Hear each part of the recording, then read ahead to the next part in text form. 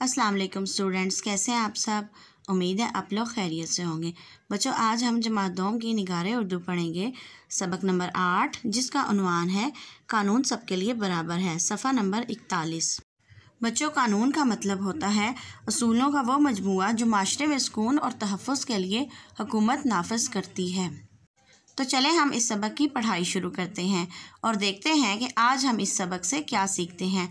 सबक की वजाहत और मुश्किल अल्फाज के मायने भी साथ साथ पढ़े जाएंगे। कार फराटे बरती हुई चली जा रही थी। इतने में रेल का फाटक आ गया। कार फाटक के पास पहुंची तो फाटक अचानक बंद हो गया, क्योंकि किसी रेलगाड़ी के गुजरने का वक्त हो रहा था। ड्राइवर ने कार रोक दी। कार में लंबे कद और दुबले पतले जिस्म का एक शख्स बैठा हुआ था। इसके चेहरे पर संजीदगी, बड़ा रौब और दबदबा था।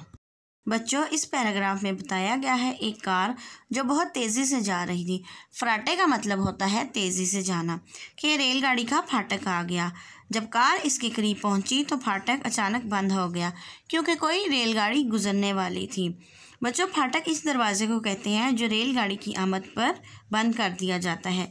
कभी ऐसा होता है कि किसी जगह पर रेल की पटरी सड़क के दरमियान से गुजर रही होती है, तो ऐसी सूरत हाल में इस चौराहे पर एक गेट, रुकावट या बैरियर लगाया जाता है, ताकि रेलगाड़ी के गुजरने की सूरत में इस गेट को बंद कर दिया जाए और सड़क पर ट्रैफिक रोक दी जाए, ताकि हादसे से बचा जा सके। ये फाटक गेट की सूरत में भी हो सकता है और बैरियर की सूरत में भी। इस तस्वीर को बच्चों गौर से देखें। ये रेल का फाटक है और ये गेट की सूरत में है। इस फाटक को बंद किया जा रहा है। दूसरी जानिब आप ट्रैफिक देख सकते हैं। यकीनन किसी रेलगाड़ी के गुजरने का वक्त हो रहा है। इस तस्वीर को देखें, इसमें बैरियर लगाया गया है। रेलगाड़ी गुजर रही है और सड़क के दोनों जानिब ट्रैफिक बैरियर लगाकर रोकी गई है। इस तस्वीर को भी देखें, इसमें भी बैरियर यानी रुकावट लगाकर दोनों तरफ की ट्रैफिक रोकी गई है और गौर से देखेंगे तो हमें एक रेलगाड़ी आती हुई नज़र आ रही है। तो बच्चों, जब रेलगाड़ी की आमद हो तो इसी तरह से फाटक वगैरह को बंद कर दिया जाता है, ताकि हादसात वगैरह से बचा जा सके। कार में एक बहुत बारौब शख्सियत बैठी हुई थी। अब आगे पढ़ते हैं। साथ ही मुहाफिज बैठा था। मुहाफिज ने शीशे से रेल की पटरी के दोनों तरफ देखा। इसे किसी तरफ रेलगाड़ी दिखाई ना दी। वो कार से उतरकर फाटक वाले के पास गया, इससे कुछ कहा और कार में आकर बैठ गया। फाटक वाले ने फाटक खोल दिया। ड्राइवर कार चलाने लगा तो इसे बारौब और सख्त लहजे में हुक्म मिला, नहीं। ड्राइवर रुक गया। फाटक वाले ने पास आकर कहा, जनाब, रेलगाड़ी तो अभी बहुत दूर है, आप इसके आने से पहले आसानी से गुजर जाएंगे, लेकिन इसे सख्ती से हुक्म दिया गया। खैरियत इसी में है कि फाटक फ़ौरन बंद कर दो। फिर उन्होंने मुहाफिज से कहा, कानून तो सबके लिए बराबर है। ये कैसे हो सकता है कि मैं ख़ुद तो इस पर अमल ना करूं, लेकिन औरों से उम्मीद रखूं कि वो इस पर अमल करेंगे। फाटक वाले ने फाटक बंद कर दिया। इतने में एक मुसाफिर गाड़ी की सीटी सुनाई दी। रेलगाड़ी गुजर गई तो फाटक खुला और कार आगे रवाना हो गई। मुहाफिज का मतलब होता है पहरेदार या हिफाजत करने वाला। जो इसका मुहाफिज था, इसने देखा कि गाड़ी तो अभी नहीं आ रही, तो इसने फाटक वाले से कहा, तुम गेट खोल दो, अभी गाड़ी बहुत दूर है। तो वह कार में आकर ड्राइवर को कहने लगा कि कार चला दो। ड्राइवर हुक्म पर अमल करने लगा। तो जो बारौब शख्सियत थी वो कहने लगा कि नहीं चलानी।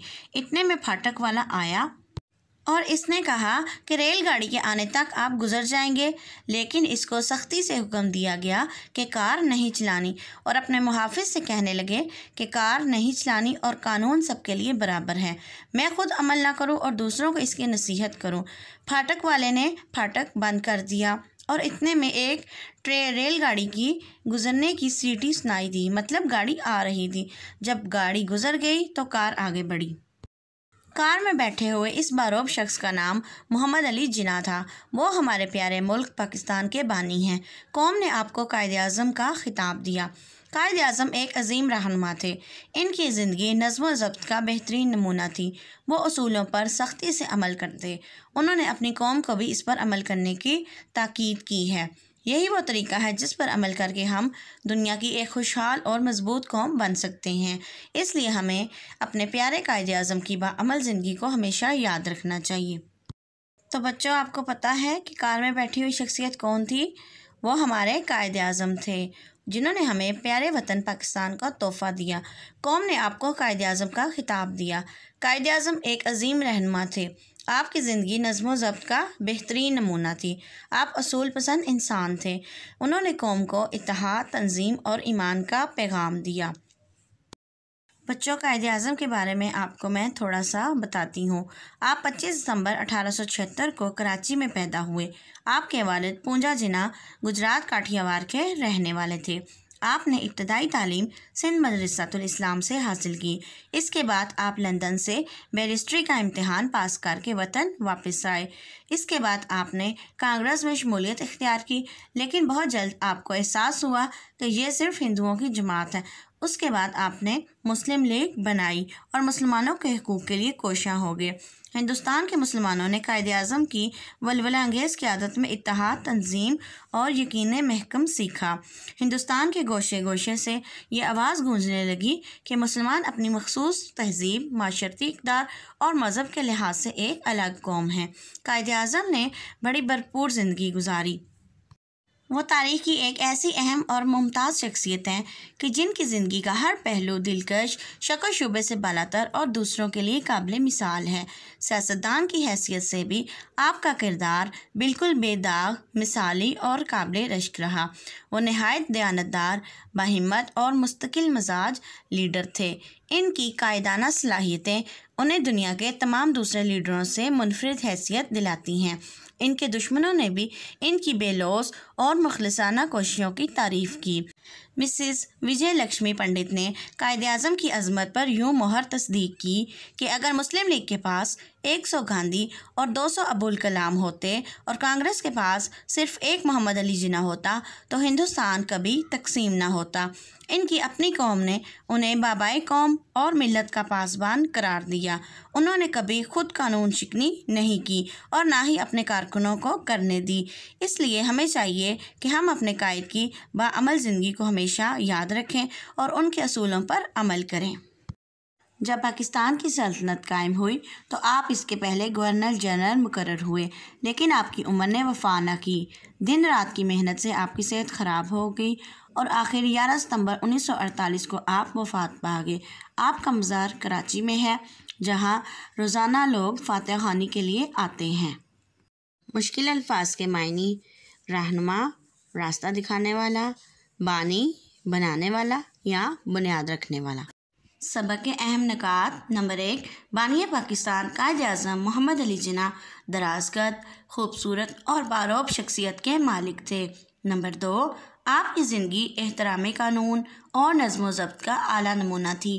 कायदे आज़म के असूलों पर चलते हुए हमें पाकिस्तान की खिदमत करनी चाहिए ताकि ये एक खुशहाल और मजबूत मुल्क बन सके।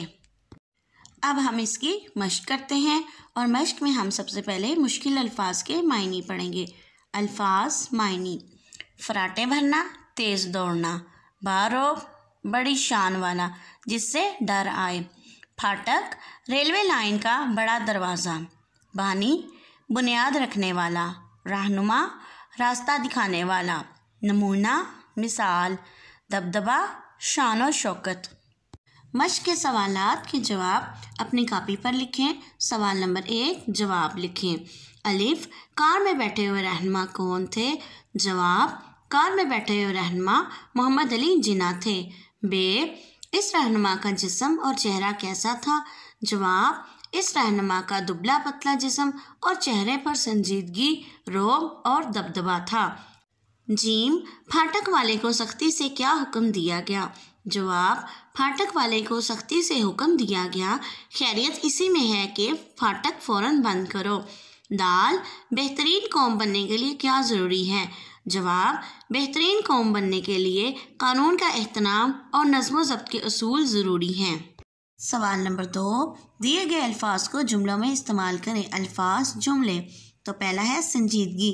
संजीदगी का मतलब होता है एहसास ज़िम्मेदारी, गौर व फिक्र करना। तो जुमला बनाएंगे हम इसका।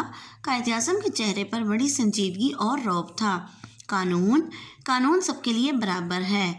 रवाना होना, रवाना होना का मतलब होता है चल पड़ना या जाना।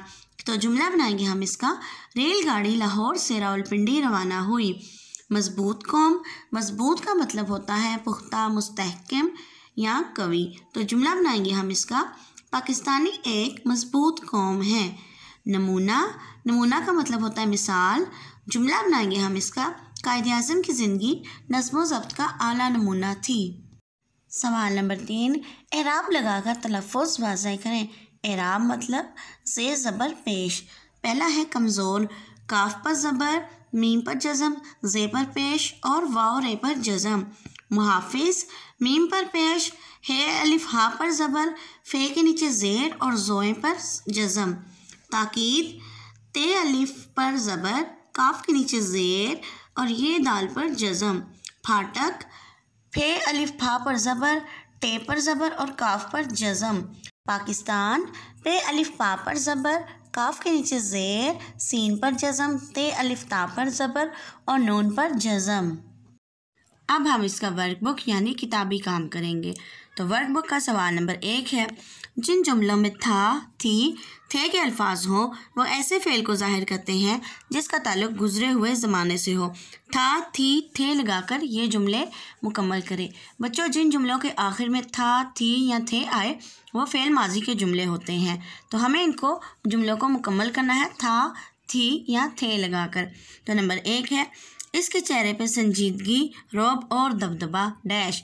तो मुकम्मल जुमला बनेगा, इसके चेहरे पर संजीदगी, रौब और दबदबा था। नंबर 2, इनकी ज़िंदगी नज़्म व ज़ब्त का नमूना डैश। तो मुकम्मल जुमला बनेगा, इनकी ज़िंदगी नज़्म व ज़ब्त का नमूना थी। नंबर 3, कायद-ए-आज़म एक अजीम रहनुमा डैश। तो मुकम्मल जुमला बनेगा, कायद-ए-आज़म एक अजीम रहनुमा थे। सवाल नंबर 2 है, दुरुस्त जवाब पर टिक का निशान लगाएं। नंबर 1, कार फराटे भरती हुई पहुंची। अलिफ, ट्रैफिक इशारे पर। बे, घर के दरवाजे पर। जीम, रेलवे फाटक पर। दाल, बस स्टॉप पर। तो दुरुस्त जवाब है जीम, रेलवे फाटक पर। नंबर 2, कानून सबके लिए बराबर है कहा। अलिफ, मुहाफिज ने। बे, ड्राइवर ने। जीम, फाटक वाले ने। दाल, कायद-ए-आज़म ने। तो दुरुस्त जवाब है दाल, कायद-ए-आज़म ने। नंबर 3, पाकिस्तानी कौम ने मोहम्मद अली जिन्ना को खिताब दिया। अलिफ, बानिए पाकिस्तान का। बे, अजीम रहनुमा का। जीम, कायद-ए-आज़म का। दाल, मुसव्विर पाकिस्तान का। तो दुरुस्त जवाब है जीम, कायद-ए-आज़म का। आगे है कवायद, और कवायद में आज हम पढ़ेंगे सवालिया जुमले। कुछ पूछने के लिए जुमले में क्या, क्यों, कैसे, कब वगैरह का इजाफा करके आखिर में सवालिया निशान लगाया जाता है। इसे सवालिया जुमला कहते हैं। सवाल, मिसाल की मदद से सवालिया जुमले बनाएं। ड्राइवर ने कार रोक दी। क्या ड्राइवर ने कार रोक दी? बच्चों, हमें इसी तरह जुमले के शुरू में क्या लगाना है और आखिर में सवालिया निशान लगा के हमें इन जुमलों को सवालिया जुमले बनाना है। कानून सबके लिए बराबर है। क्या कानून सबके लिए बराबर है? फाटक वाले ने फाटक बंद कर दिया। क्या फाटक वाले ने फाटक बंद कर दिया? वो असूलों पर सख्ती से अमल करते थे। क्या वो असूलों पर सख्ती से अमल करते थे? आगे है खुशखती। खुशखती की मश्क आपने करनी है। खुशखती के अल्फाज हैं स्वात ज़्वात, स्वात तोय, स्वात आइन, स्वात फ़े, स्वात काफ और स्वात काफ। सरगर्मी, कायद-ए-आज़म की मुख्तलिफ तस्वीर यहाँ चिपकाएं। असातिज़ा कराम के लिए नंबर 1, कायद-ए-आज़म की ज़िंदगी के दिलचस्प और सबक आमूज़ वाक़यात सुनाएं ताकि तलबा में कायद से मोहब्बत और इनकी तरह काम करने का जज्बा पैदा हो। नंबर 2, कायद-ए-आज़म का कौल काम, काम और काम का मतलब तलबा को बताएं और तलबा से खुश खत लिखवा कर अव्वल, दोम, सोम और चहारम आने वाले को शाबाश दें। बच्चों, ये था हमारा आज का सबक जो कि मुकम्मल हुआ। आज हमने पढ़ा कानून सबके लिए बराबर है। उम्मीद है आपने इससे बहुत कुछ सीखा होगा और बानिए पाकिस्तान यानी कायद-ए-आज़म मोहम्मद अली जिन्ना के बारे में भी आपकी मालूमात में मज़ीद इजाफ़ा हुआ होगा। आपने इसके सवालात, अल्फाज मायनी और जुमले कापी पर लिखने हैं और किताबी काम किताब पर करना है और इसको अच्छी तरह से याद भी करना है। अपना ख्याल रखिएगा। अल्लाह हाफिज़।